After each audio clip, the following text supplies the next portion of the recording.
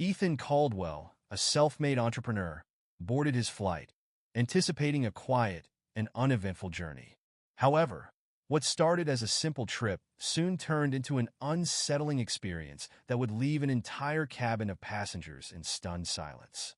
The truth was about to reveal itself in unexpected ways. The airport pulsed with energy. Travelers hurried past.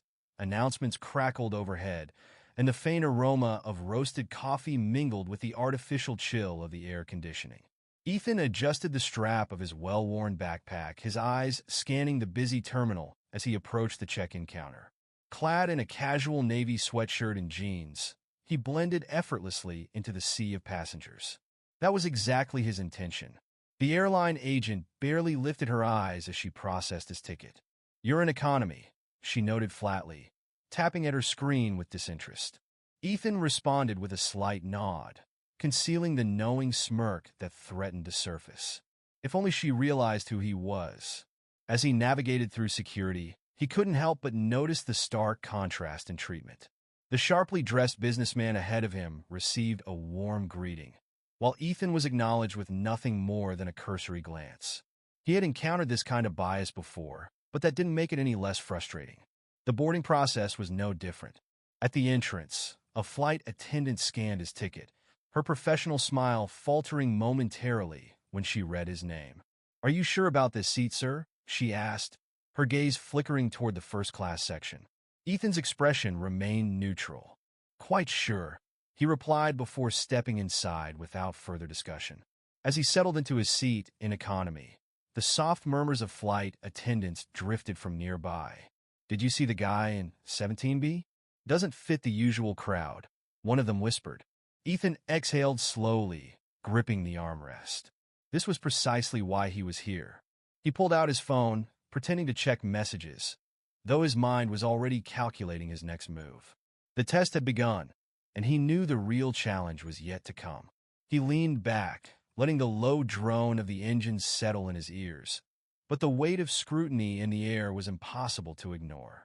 From the corner of his vision, he caught a glimpse of the flight attendant, Olivia, according to her name tag. Leaning in to whisper to her colleague, a woman with sleek brown hair named Brooke.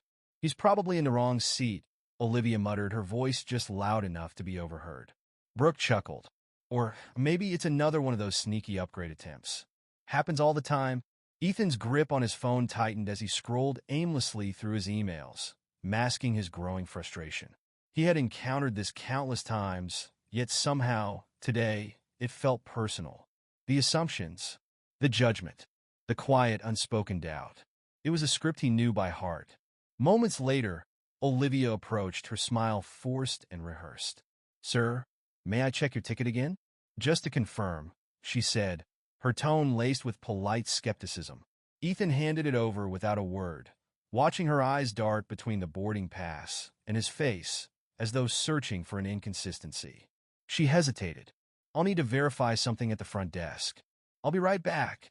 As she walked away, a voice from across the aisle cut through the tension. "Why are they treating him like that?" a fellow passenger murmured. A middle-aged woman in a business suit glanced in Ethan's direction, offering an apologetic smile. He acknowledged her with a subtle nod, a silent exchange of understanding. Minutes later, Olivia returned with Brooke in tow. "Sir," Brooke started, her voice carefully measured, "we noticed a slight discrepancy between your ID and our system records. Has your profile been updated recently?" Ethan let out a slow breath, his tone unwavering. "My identification is valid, and I fly with this airline frequently. There's no mistake." Brooke shifted her stance, sensing the shift in atmosphere as more passengers tuned into the exchange.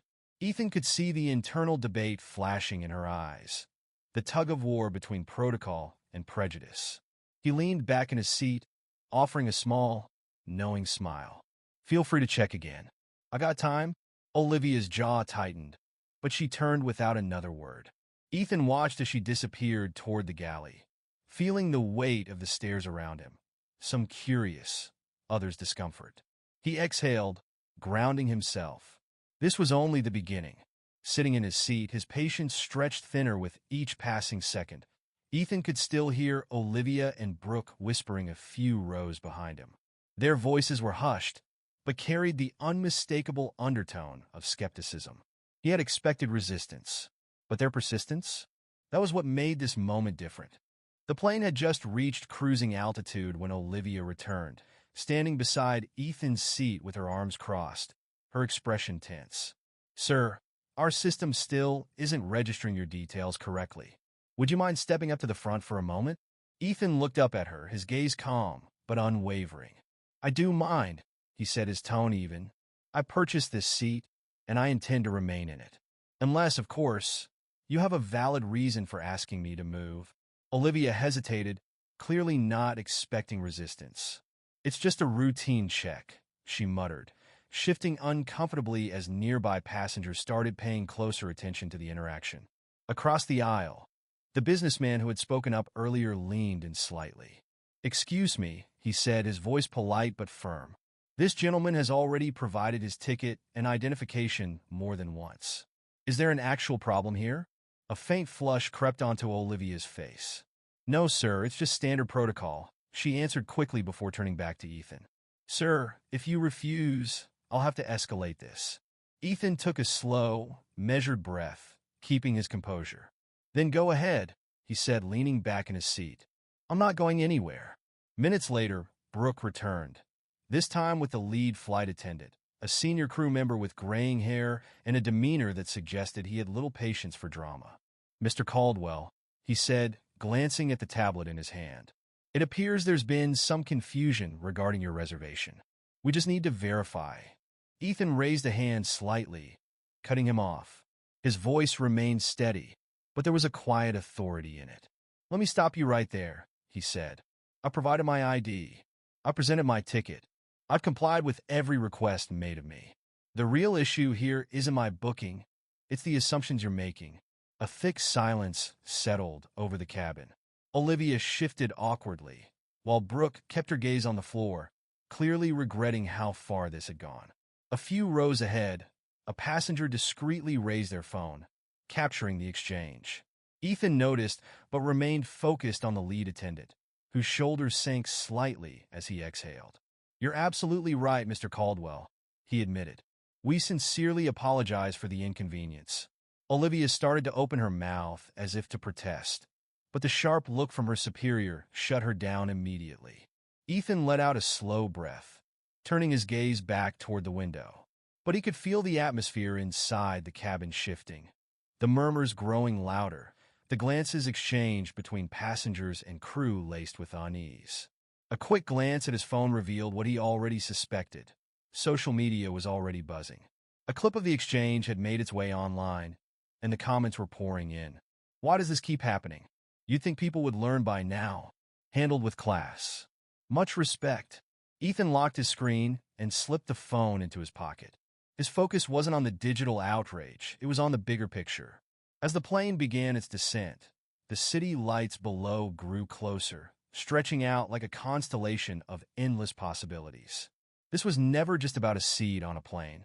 It was about the silent battles people fought every day, the ones that rarely had an audience or an easy resolution. But today, at least, justice had come swiftly. And that was a step in the right direction. Have you ever faced a moment like this? A time when you were unfairly judged but proved them wrong? Share your story below.